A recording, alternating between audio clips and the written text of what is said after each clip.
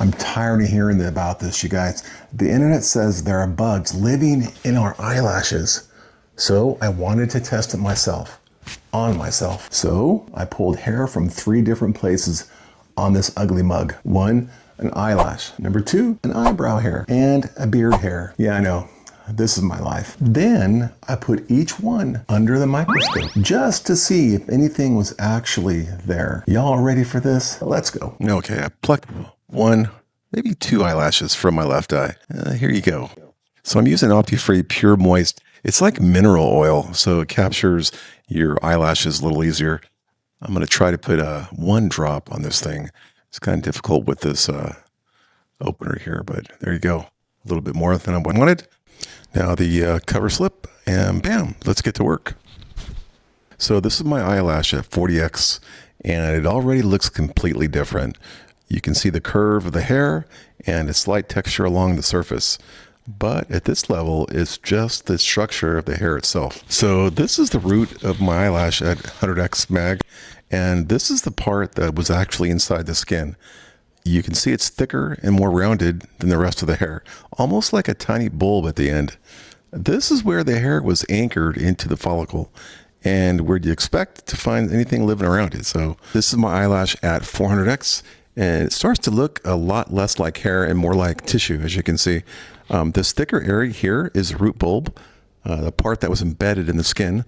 It's made of mostly keratin, the same protein found in your hair and nails, but at the root, it's surrounded by living cells that help grow and support the hair. This is where the nutrients from the blood supply feed the follicle, allowing the eyelash to grow over time. Okay, you see these darker spots right here? Those are likely a mix of debris, oil, and dead skin cells, basically everything that builds up around the follicle. This is gross, but it's also the exact area where mites would normally be found, right around the base of the hair. But at this level, there's no movement, thank God, just the structure of the root itself. Moving on to my left eyebrow, I plucked 2, and basically I forgot to film it, so it's already on the slide with the cover, you guys. Sorry about that, but here it is. All right, let's go. Let's get to work. So this is the root of my eyebrow at 40x, and even at this level, you can already see the thicker base of the hair. This rounded part right here is the root. It's the section that sits inside the follicle in the skin. It's made mostly, again, of keratin, just like my eyelash, which is a protein that forms all hair. But the root itself is supported by living cells that help it grow. That's where nutrients from the blood supply feed the follicle, allowing the hair to keep producing new cells over time. At this mag, you don't see much detail yet, just the overall structure of the root and how it anchors the hair in place. Okay, so at 100x, you can really see how messy the root looks compared to the rest of the eyebrow hair. That dark material inside the base, yeah, it's gross, is most likely a mix of pigment, oil, and tiny bits of debris from the follicle. So this is a living end of the hair, you guys. The part that was actually anchored in my skin and helping it grow. So this isn't the root. This is a shaft of the eyebrow hair. It looks a lot smoother and more uniform, almost like a solid strand compared to the messy base. It's made of keratin, again, which is what gives the hair its strength. And at this point, it's already fully formed, just sitting on the surface. Okay, at 400x, this doesn't even look like hair anymore. That chunk at the end is the root, and it looks way rougher and more packed compared to the rest of it. This is a part that was buried in the skin, surrounded by cells, oils, and everything keeping the hair alive.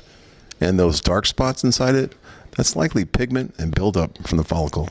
This is basically where the hair was being made before it came out. So at 400x, the shaft doesn't look smooth at all anymore. You can see all these tiny ridges and imperfections along the surface. This is just keratin, already fully formed, no activity really going on here. It's basically a hardened strand, just sitting on top of the skin. And I did not see any bugs or anything so far on my eyebrow. It's looking pretty good. Okay, so here is beard hair. And yeah, they're gray. So what? I'm gonna put a little bit of drop of this saline on there, a little cover slip, a little too much right there, but let's get to work. So this is my beard hair, yeah, gray, at 40 times mag. And right away you can see it looks thicker and more coarse than the others. Compared to an eyelash or an eyebrow hair, beard hair tends to be denser and less uniform, with a rougher overall texture. Like all hair, it's made mostly of keratin, which is a strong structural protein. but beard hair usually has a larger diameter and can grow in more irregular patterns. Eyelashes, on the other hand, are finer, more curved, designed to protect the eye.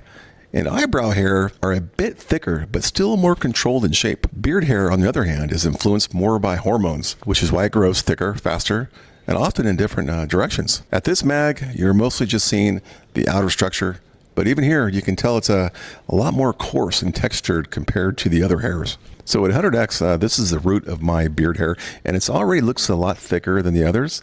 The base is wider and more dense, almost like it's packed together. Compared to an eyelash or an eyebrow, that's because beard hair grows from a larger follicle, which is why it comes in coarser and stronger. And those darker areas inside the root are most likely pigment and buildup from the follicle. Even at this level, you can tell the hair is built differently. At 100x, this beard hair looks tired. It's not smooth, it's not even, and honestly, it looks like it's been in a fight. That's pretty normal because beard hair gets rubbed, washed, trimmed, and stressed way more than an eyelash ever does. So even though it's made from the same keratin, this one looks like the blue collar version of hair. So at 400x, this is the beard hair, and now it looks completely different. At this level, you can really see how rough and uneven the surface is. It's not smooth at all, more like a textured, almost jagged strand. Beard hair is made mostly of keratin, but it's much thicker and denser than eyelash or eyebrow hair, which is why it looks so much more coarse under magnification. You can also notice slight variations in thickness along the strand. It's not perfectly uniform, which is what gives beard hair that rough, wiry feel.